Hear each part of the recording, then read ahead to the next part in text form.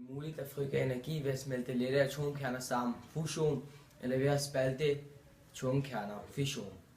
At dette er muligt skyldes, at atomkerner er stærkt bundne systemer, bestående af protoner og neutroner. Man kan tænke på atomkerner som indeholdende potentiel energi. Det kan frigøres helt eller delvis, når tunge atomkerner deles op, eller når lettere atomkerner smeltes sammen til en, der er tungere. Alle tunge atomkerner kan fissionere.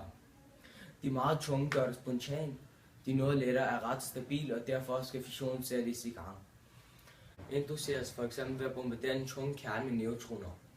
Man kan frigøre energi ved at spalte en tung kerne, f.eks. uran-235, der indeholder 92 protoner og 143 neutroner i to dele. Tallet 235 kaldes massetallet for urankernen. Det er samlet antal protoner og neutroner.